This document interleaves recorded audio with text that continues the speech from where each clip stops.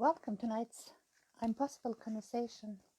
The conversation where the ordinary people share their extraordinary stories. I'm your host Suki, and my guest tonight is Lisa Viscio. I'm going to invite her now, and we are going to talk about her stories. Lisa is she's here already. Quick. Lisa's a director doctor, and she's Got to put my hello. Hi. Cool. Hi, you all right? Yes. Good. I was just How are you? introducing you briefly. I'm very good, thank you. Yeah, Lisa's set up her clinic when she was only 30 years old in down south. Is that right? That's right. Yes. And she's just recently moved to Northeast, and her passion is helping others. And she's recently set up her business called the Director Doctor. Is that I right? have. That's Yeah. right. Yeah. Okay, cool. So Yeah. could you tell us a little bit more about what was the passion behind of the Director Doctor and what's your story? So if I start going back to when I set up the hospital, really, because then that leads to where I am now. Qualified as a nurse, a mental health nurse, over 20 years ago. And during my time as a nurse, I never really felt I could make the difference that I actually felt I wanted or thought I could when I decided to be a nurse. And I worked in NHS, I worked abroad, I travelled around Australia nursing, I came back, I worked in independent hospitals, and nothing really seemed to be aligned with what I felt was needed. To cut a long story short, I was either decided to leave nursing completely, which didn't feel right because I felt I had a job to do, or it was to do it my own way, and so I did. And so it was a heartfelt service that I set up, and it was led by my passion and my vision to do something different that I felt was needed. Yeah. And you were only 30 years old. I was, yeah. What was the driving force behind you? I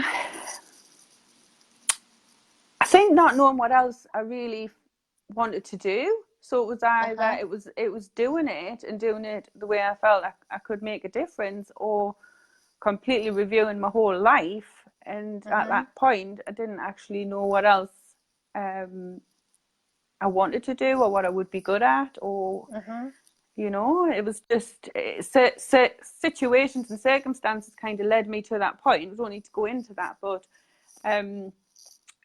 it was a strong will, determination, passion, and vision combined. Yeah. So tell us a little bit how did you, so obviously you made the decision to set it up, and when you left, where was it? So I left just over a year ago in August, and the reason I left was due to situations and circumstances in my life where I had become very stressed, not only in my work but my personal life as well. I had lost who I was during the process of running the business. So I set it up with a passion, I set it up with vision, I set it up with real kind of integrity. But halfway through, I actually realised what running a business actually was really about, and it became about money and you know, having to satisfy shareholders and commissioners, and there was lots of bureaucracy and politics and things that I hadn't even anticipated. I had a vision, I wanted to do something, I set it up. I didn't actually think about what that would entail. It was just I just had a just do it attitude. And to be honest, I think if I didn't have that, it wouldn't have happened. I think sometimes you've got to just run with something and just do it. But then later on, lots of things came tumbling around me, and I didn't feel I was doing the best thing for the business, best things for the patients, and the best things for my staff. So I made a decision to leave and do something that I'd always wanted to do. I've always been interested in coaching. I've always done personal development stuff over the years. So I've done NLP, I've done things called Psyche, I've been, I'm a Reiki, different holistic aspects to helping people as well as the clinical stuff. And I wanted to use them. I had done all this training, but never actually used it. So I wanted to do something that pulled all of that together.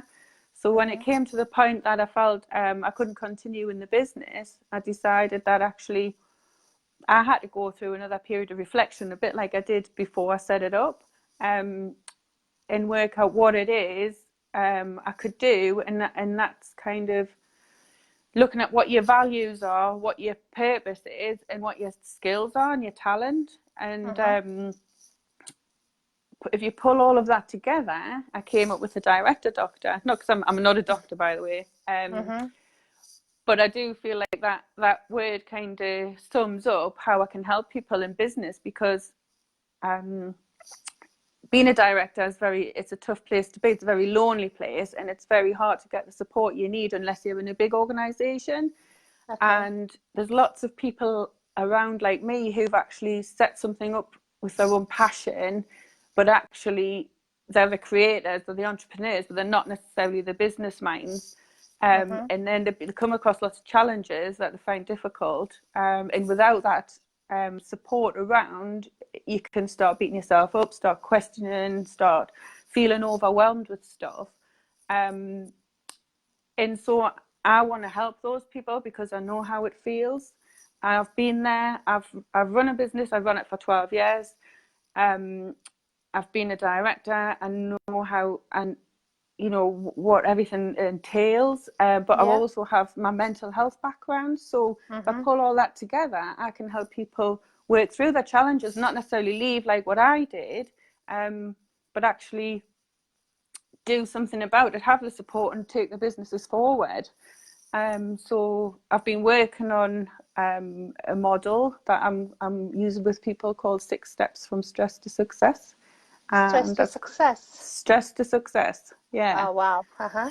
And so that's something it's organic, it's in development stages, but it's the fundamental part of it is there, and it's basically the process I've gone through from my stress to where I am now. And success isn't necessarily defined as an overall outcome. I think for me, success is about actually knowing who you are, where you want to be, and actually doing something with it and feeling free and happy in yourself to be able to do that. It's not about a financial reward at the end. It's not about having a nice car and a nice house and all of that. If that's all you want and that's what you're aiming for, you're not going to find that inner happiness inside, and that doesn't equate to being successful.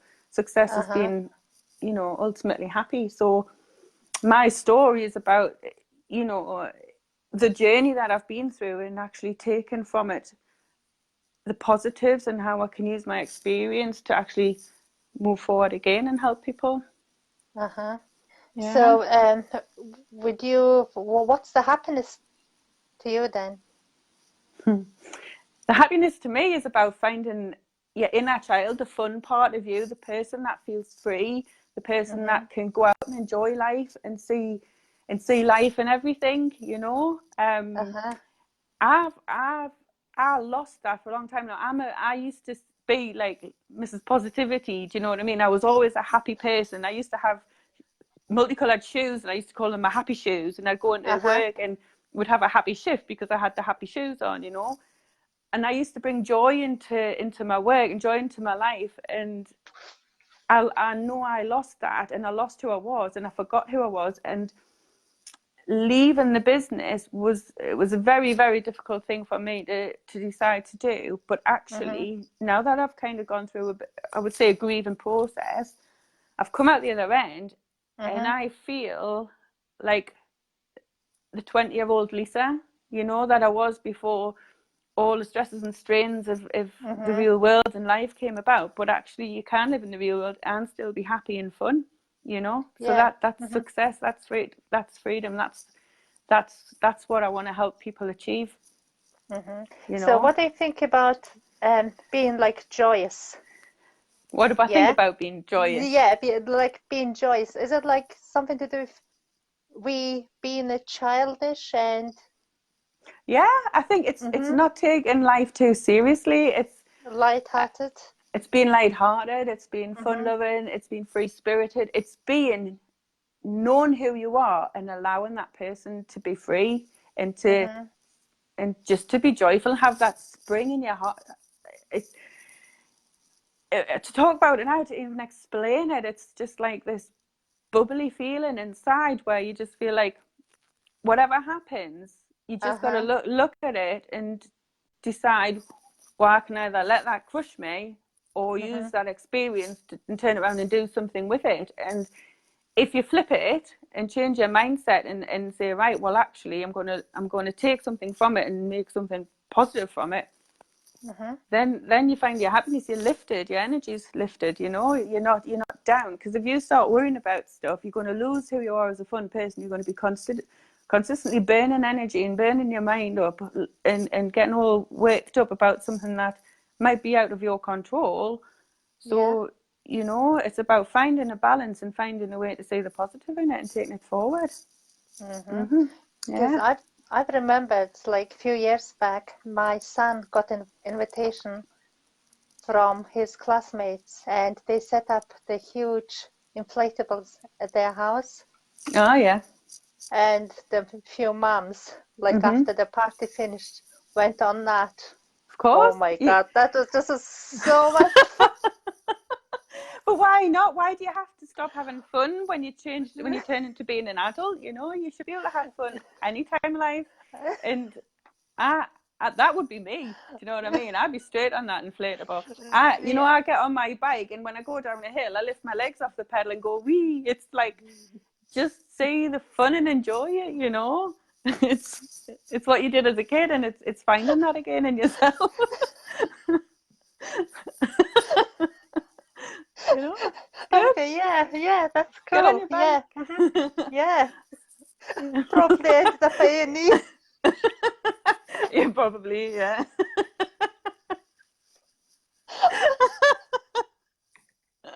Just thinking about it makes me smile. Yeah, exactly, yes.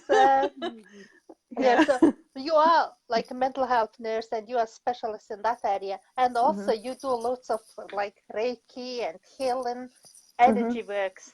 How would you mix them two? How to mix them? Do you mean how did I or how would I? How would you? Because like you're a direct doctor, you mentioned about some steps, haven't you? So how would? So in the steps, the first part is about understanding what stress is, because some people don't acknowledge that they're actually stressed in the first place. They don't actually realize they are. And it can just become part of their life and accepted until eventually they become really ill, physically, mentally, or spiritually. And so understanding it's the first step, but then actually being empowered to use the knowledge and understanding you get is then the second bit, where you can actually acknowledge that you're actually stressed, do something about it, but then start working on balancing yourself again, because when you're stressed, it knocks all your systems out.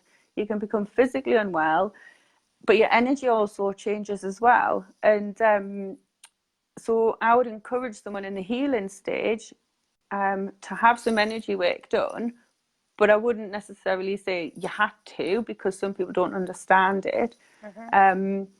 But they can have other things, so like going for a massage or a bit of hypnotherapy or something in addition to just working through processes to get, you know, problem solving. We can problem solve and do lots of stuff, but unless you actually balance your body out and your mind and your spirit, really, you can't really use it, the changes you've made to move forward, because you'll still be in that low energies, you know. And it would be a bit like, I don't know, we'll use the instance falling off a bike. If you fell off a bike, cut your knee and got infection, there was no point sticking the plaster on the top and not dealing with the infection, because you cannot then get on your bike again. You might end up with septicemia and lose your leg or anything. Do you know what I mean? That's a crazy, you know. But ultimately, so you've got to deal with the infection, not just put the plaster on the top. And so that's part of my process. I help people deal with the challenges they face, but also repair the damage that's happened underneath it all, you know. And then once we've gone through that process, it's then starting building the blocks again to move forward, whether it's in the personal life, the business life, or in total. Yeah, because you are talking about the energy work. Could you explain it a bit more, because I really don't know what the energy work is? Okay, so we all as human beings are made of energy. Okay, we've all got cells, molecules, nucleuses. We all have energy, and our energy vibrates at a certain frequency and vibration. And when you get ill, your energy becomes denser and the vibration and the frequency changes, and that can manifest into physical diseases, or it could be in your mind or whatever. So the energy becomes dense and then things manifest. So with energy healing, it shifts that vibration, it changes the frequency so that people can heal. And there's different forms of energy healing. I mean, you could say I'm a Reiki healer. You know, I got a certificate because it's more tangible. People understand it, but actually it's something I've been able to do since I was a child. And it's something that's quite innate in me. It's something I've naturally been able to do. And I've had to learn to understand what it was I was actually doing. But if someone's in low energy because their vibration's low, their energy's low, the challenges and obstacles that they've come across in their life has actually created that, then it's hard to bring it up yourself. You know, sometimes people find it difficult to do that themselves, so you need a bit of a boost. And that's what I do, you know. Because you were, sorry, yeah. It's working with what we call universal energy, really. You know, it's everywhere. It's just channeling it in a way that's purposeful for somebody. So there are probably hundreds of thousands of methods to raise your energy up. Is it a mechanical big work? tools. Is it like huge work, or can you just raise your energy and instantly do something, I don't know, like on a trampoline, jumping up and down? And trampoline's really good. Yes. I actually have a rebounder, and I do 10 minutes every morning, and I think that's fantastic, and that really does just get your energy moving. And actually, you know, for people watching, if you've never come across it, it's just, you know, mini trampolines, and there's loads of channels on YouTube that you can follow, and if you Google it, and it'll tell you all the benefits of rebounding. And one specifically that people I don't think realize is your lymphatic system hasn't got a pump. It's not like your normal, like your heart doesn't pump your lymphatic system. So when people are ill or have disease or whatever, all the dead cells are cleared out through your lymphatic system. And if that's not moving fast enough, you can become quite blocked, and disease can form and all sorts of other things. And actually jumping on a trampoline actually works to release those cells and get them moving out of your body. So it detoxes you. And toxins left in your body can cause your energy to be really low as well, and that can affect your mood and all sorts of things.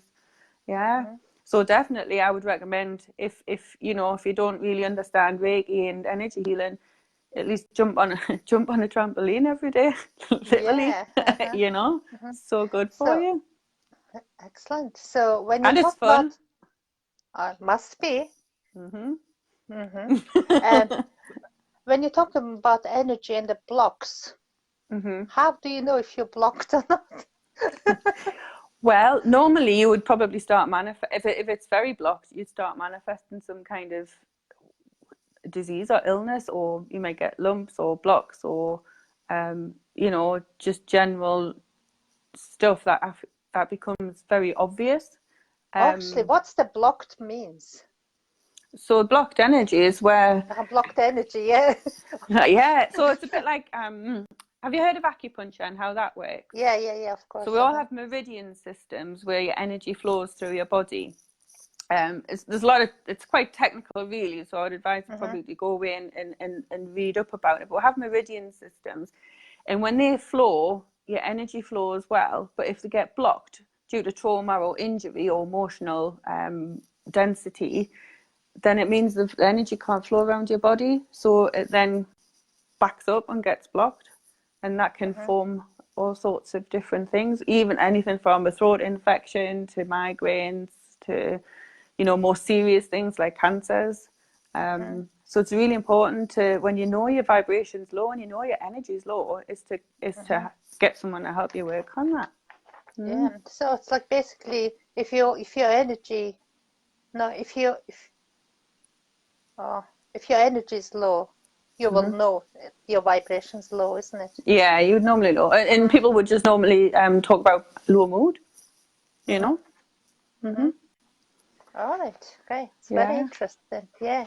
So and yeah. you do also Reiki as well, and that's some kind of so energy that's healing. similar. Yeah, that's pretty much similar stuff. Yeah. But people can go on. They can go on energy mats. You can have the NASA have even designed a machine that actually analyzes your whole body systems, and people use them to assess where densities are in your body, and actually see it come up on a computer screen. And so that's around, you know, the people, acupuncturists, working with energy, but they do it with the needles. It's all the same principle. It's just about getting the energy moving through your body. Yeah. Very interesting. So like if we think about you being a mental health background and doing lots of energy stuff, different things, which one would you go a bit more, a bit more? Blend the two, definitely blend the two, because people need energy lift before they can work with their mind. Because if you work with the mind and the energy's not working, it's hard to connect the two, you know, and make the changes. So I actually have started working with people where I do my hypnotherapy and Reiki at the same time. That's quite powerful. Yeah, it's like everything's changing and moving forward at the same time. But in a professional arena, that's difficult to do because it's not always accepted in places. It's still something people are trying to understand. But if you've got a natural gift, I think that works through you anyway when you're working with people. So you can be doing talking therapies and still working with their energy. We all connect. All our energies join all of the time. So if you've got a natural ability to heal, you know, sometimes you'd even sense that, Suki, when you're talking to someone. You might think, oh, you might be listening to their voice and get all tingly or just feel relaxed and stuff. And that could be that they're naturally working with your energy and healing and soothing your vibration, you know. That's how, when you work with patients who are quite, you know, angry or aggressive or highly, you know, very elated, if you can just talk with that frequency and vibration and just bring it down and talk to them gently, that it's all important, you know, just help soothe their energy. It's gentle. And if you hypnotize someone, you can change the tone again. Yeah. And that puts them into a really relaxed state when the changes can be really effective. Yeah. Right. Very interesting. So like what do you think is your driving force in your life? Because you do lots of different things. I do loads of different things. What makes you tick?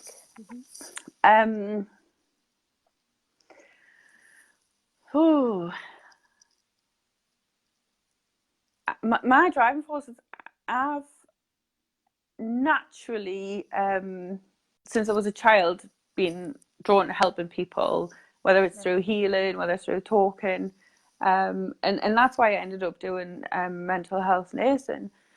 So I've always wanted to help people in some way, and so that's what drives me, is finding new ways to work with people, finding ways to help people. That's my purpose, you know. And it's I want to help people find the fun in themselves again, and feel lighthearted and free-spirited, and not have the stress that's blocking their mind and causing challenges and making them unhappy in their jobs. You know, I want to help people feel free of all of that, and actually know that it's okay to make changes in your life. It doesn't have to be as scary as you think, and sometimes anticipating the change is more difficult than when you get to the other side and realize it wasn't as hard at the end, you know. But sometimes what happens is people, they don't listen to their heart, and they don't listen to their mind, and they override it, and they become unhappy, and they're working in stressful environments. They're not happy in their work, and then all of a sudden things crash, and then they have to look at themselves and where they are. And fortunately, you know, I've had a very supportive background, and when I went through my stress, I was able to have that, you know, supportive network and self understanding, if you like, to make changes to move my life forward. But not everybody's got that. And I think it's important to have people like me who understand, genuinely understand, and genuinely want to help, to go to, so that they can actually find a way through that. Yeah, because being like working with different people, you must have read loads of different books. And what would be the best book for you to recommend people? Oh, crikey, there's so many. Yeah, there are so many, dependent, and depends. Yeah, but like, what's your top one? Do you know what it is? I've read so many books over the years, and the one that I've just loved, and I always have, I've actually got it here. It's The Complete Works of Florence Shinn. All right. So she's got 4 books: The Game of Life and How to Play It, The Word is Your Wand, The Secret Door to Success, and The Power of the Spoken Word. And that so resonates with me, and I use a lot of her stuff when I work with people, because we've talked about energy, but we haven't talked about the unconscious mind and the effects on your inner dialogue or your external dialogue, and how that affects you. And so many people have negative talk in their mind, and they don't realize that that's manifesting negativity in their life. It's not just a case of thinking negatively, it actually creates negativity. So Florence talks about your word is your wand, meaning the magic of your word. And I actually bought a wand because I'm going to use that, you know. And not that I'm going to like actually physically use it, but symbolically, to remind people of what they're saying is creating their reality, you know. It really does. And what you're thinking is what it becomes real, isn't it? And your mind doesn't know the difference between reality and thoughts, you know. There's lots of different experiments out there that that actually test that. So I was listening to a webinar just the other day, actually, and they were talking about how this one experiment was getting people to play the piano, and it was monitoring the brain plasticity and how it was growing and developing. And then they got a certain amount of people to do the same, but they weren't actually physically learning to play. They were just thinking that they were doing it, and their brains developed the same as the ones that were physically doing it. And there's loads of stuff out there that evidences that. And there's experiments working on patients with dementia and all sorts, and make massive improvements just by getting them to develop, you know, the neurological pathways in their brain. So your self-talk, you're constantly programming your brain your whole life. And you know, from being a child, they say like between the ages of 0 and 5, or some people say 0 and 7, that's when all the experiences around you and the people you observe and the things you hear, that's what creates the patterns in your life. And so they become the patterns you work through, you work towards in your life every time you come across situations and decisions. And so you're constantly, what they say, you're hypnotizing yourself, you're programming your brain every single day. But you can, if you can think about how you've programmed your brain to think in a certain way and to do certain things, you can actually change that program at any point and start thinking positively and create new and positive things in your life. And so going back to Florence Shinn, she's just amazing, and just making that a simple process and reminding you that actually just think what's coming out your mouth and think what you're thinking in your head, because that's what you're creating your life with every single day. Very powerful. But do you think like what's coming out of our mouth and then the brain, is it always connected? People might be thinking something but saying something different. Yeah. It's all about having that mask, isn't it? Yeah. But you've got to be mindful of what you're actually doing, you know. And you know, I've got some ideas what I'm going to work with in the future about getting people to reflect on stuff as a little like practice, you know, and to actually write down things that they consciously realize they're saying, but at the time they're not. But when this, and then look, say at the end of the week or whatever, look at their reflections and see how has their week panned out, and is it the same as what they've been writing? So let's see what the positive things have been saying, and let's see what the negative things have been saying. Let's see what the week, or even the day, you know, you could do it in a day and see how your day pans out. But it's fascinating, you know. There's just so much you can read on it and learn about it and understand it, but ultimately those them so principles. Many stuff. Yeah, just so many stuff. So because right now, because I know like you are all into energy and you're all into mental health, but is there something that no one would guess about you, that you might be like keen hitchhiker or I don't hitchhiker. I don't think anyone would stick me in that car. Oh mate.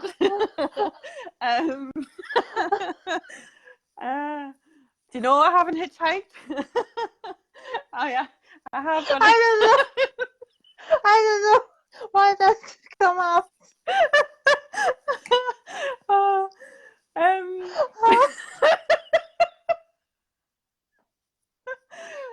Okay, like keen traveler. Yeah, I'm a keen hitchhiker from Mars. You've heard that one. So yeah, I love traveling. Absolutely love traveling. I love an adventure. I love just exploring life, you know. But I think from watching this, probably people will realise that. Anything unusual, anything different? I love cycling, especially going down the hills fast. Oh, there you. Yeah, I had an accident a couple of weeks ago actually, which left my leg very black because of it. Right. But I just laughed, you know. What can you do? I laughed, got back up and got on my bike. I love water. Absolutely love water. If I could be a mermaid, I would be a mermaid. Absolutely love water. Yeah. So where do you cycle? Do you do this charity cycle? I haven't done a charity one for a while. Like coast to coast or the big rides? Well, I did mention that to a friend a couple of days ago, and she was like, I don't think my hips would take. And then I thought, oh, would mine? I don't know. But I am going to do a cycle ride this year, I've decided. So I haven't decided which one yet, but I will do a challenge, definitely. Yeah, okay. Yeah, because Cycle Hub. There are lots of rides from there. Yeah, I'm going to look into it, because the last couple of years I really got out of my zone and what, you know, the things I enjoyed. And this year I've started to get back on my bike, but I'm going to train properly between now and the summer. And I found this amazing program at the gym, which I absolutely love. And it's like a virtual reality. So there's a cinema. It's like a cinema room. So there's a great big screen with a virtual cycle ride. And I absolutely love that. And you can't really hurt yourself on that either. So but it's fun. So I'll be training on that through the winter for sure. Yeah, and the views, and then like probably the speed you're going to go through. Yeah, you can go fast and not fall off. Yeah. Well, maybe. Yeah, it's fun. Yeah. So if you had an opportunity to meet one person you haven't met, who would it be and why? And what would you talk about? Oh my God. God. There you go. Who's God? God. Why? Yeah. Who is he or she? Exactly. That's why I'd like to meet him and find out. And I'd say, God, what's it all about? That's very clever, too smart. Yeah. Well, yeah, he's the greatest. Mm-hmm. Yeah. What would you say to God? Suki, what would you say to God if you met him? I don't want to meet him or her. Why are you saying him? I Could don't be know. her. That's very true. Yeah. Yeah. Don't specify any gender. That's true. That's true. Yeah. Slip of the tongue. It's just what you brought up with, isn't it? Yeah, exactly. Yeah. So if you could do anything you wanted tonight, what would you do and why then?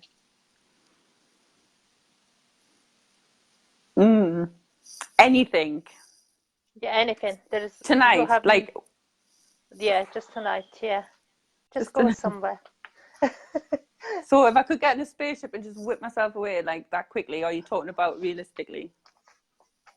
I don't care. Like, it's your call. If I can do anything. Yeah. Oh, that's a tough one.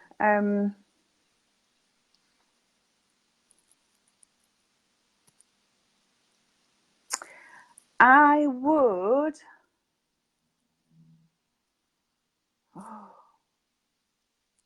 If I could do anything, I was able to do anything, or what's within my resources? You have unlimited resources. I'd fly around the world. Uh-huh. Like Superwoman. Just. Okay. No, I would. Oh my God, what would I do?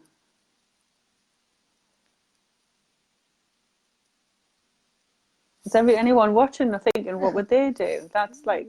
Yeah. What would you do? What would you do, Kay's guys? watching and I can't Graya's see on watching mine. and Lena's watching. Yeah. What would you do, guys? What would you do? God. Do you know? Do you know what I'd love to do? We never think about like that type of stuff, do we? Nah. I'd love to go in a spaceship and go up to space and see what it's all about. Mm-hmm. Yeah, that's what I'd do. Yeah, I guess. Yeah. Mm-hmm. So interesting. And see what else is out there. Mm-hmm, yeah. So, but if it was meaningful and purposeful, I would do something that was really fun to help people that are struggling in the world. So I'd try and think of something adventurous and fun to bring light into people's lives. That's what I would love to do. Yeah. Lovely. And just thinking back now, because you called your coaching company Director Doctor.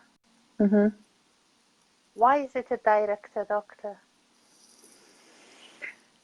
Where did the name come from? It just came. It just came. I didn't think about it. It just came. And I thought, yeah, because if I can help, not necessarily just directors, but business owners, leaders, entrepreneurs, if I can help them, then ultimately that helps all of the team below them. So actually you can help more people in a different way.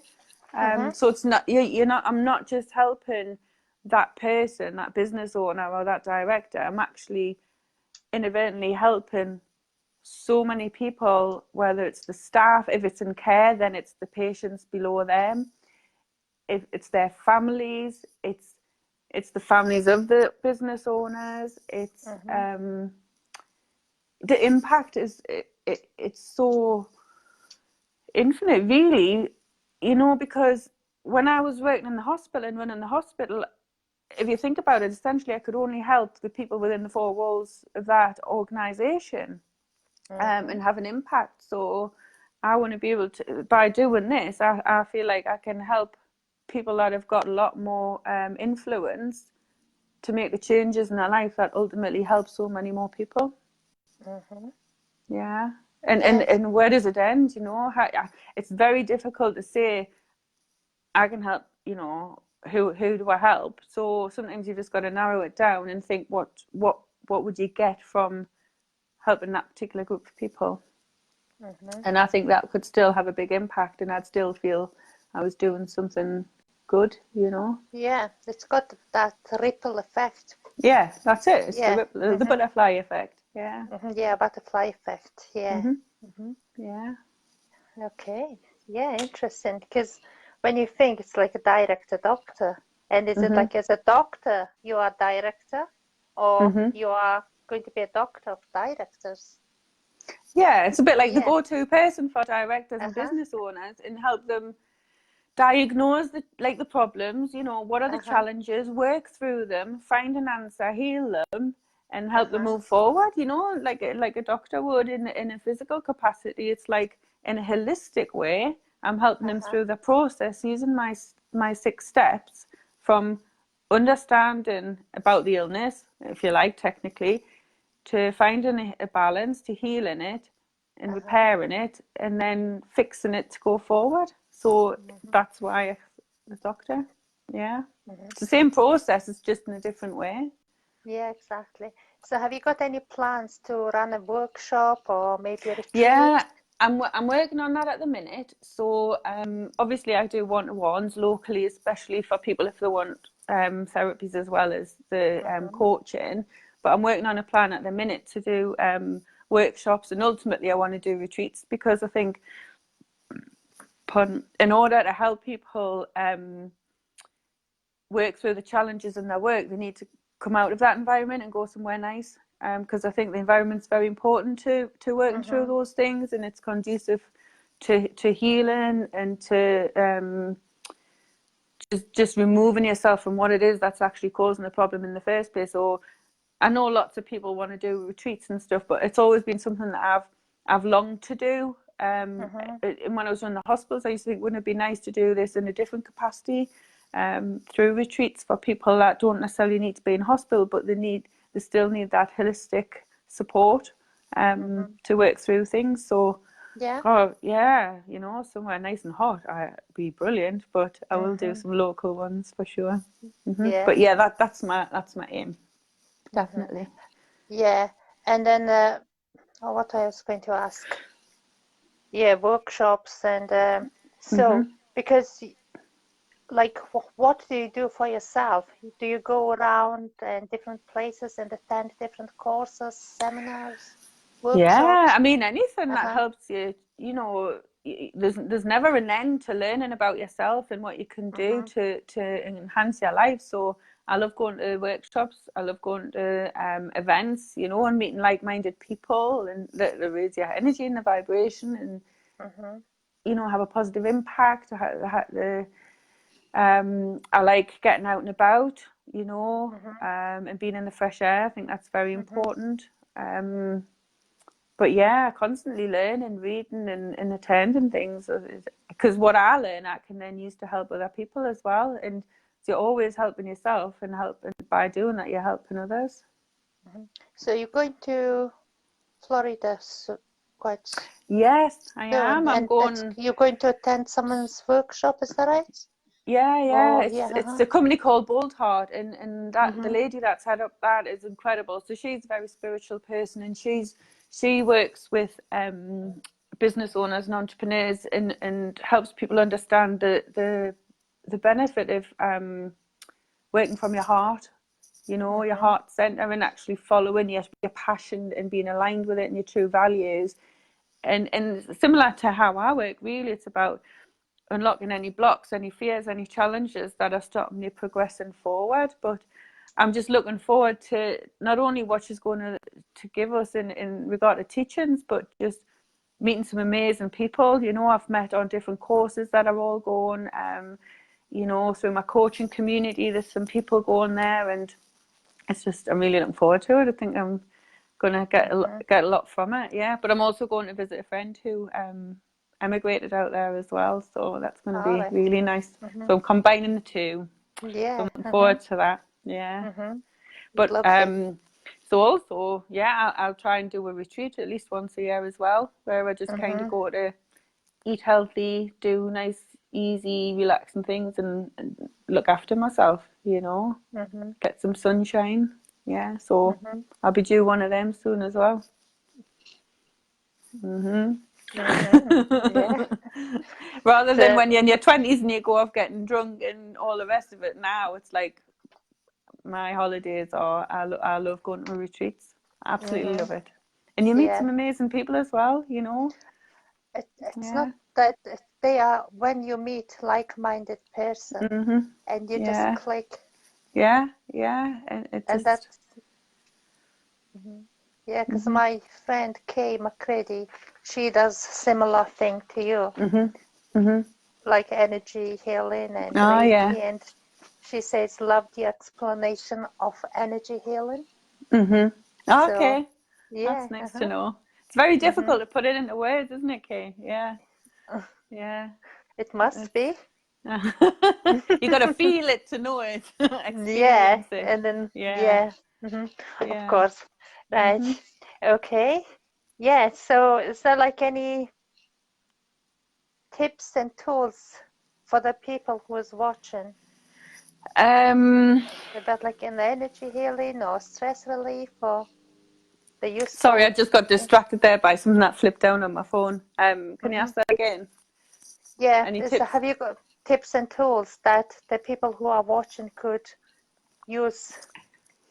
I think in our everyday life, not like long thing, In everyday life, I think breathing and knowing how to breathe properly. Go on YouTube, Google, whatever. There's loads of things out there. Learn to breathe properly, because if you don't breathe properly, your body's not functioning properly either, and your mind doesn't work clearly. And it also balances your system, the equilibrium in your body. You know, so if you're feeling stressed, breathing can actually get you out of stress by just doing it properly and just focusing on the breath. You don't have to be a yoga specialist or anything. There's loads of different things out there. Sorry, Lisa. Breathing, as like when you sit down and do meditation and then breathing, or is it just like normal everyday breathing? You don't need to meditate to do it, but you need to understand the techniques to do it properly to get the full benefit of it. So I would just encourage people to research regulating breathing techniques. The other thing I would encourage people is to get outside every day. We've become a population of living indoors, of watching TV. Kids aren't going out to play anymore. We're not going out to play anymore. Go for walks, go on a bike, go and paddle a boat, you know what I mean? Go climbing in the hills. Do something outdoors, because the benefits of the fresh air and just being outside is just brilliant.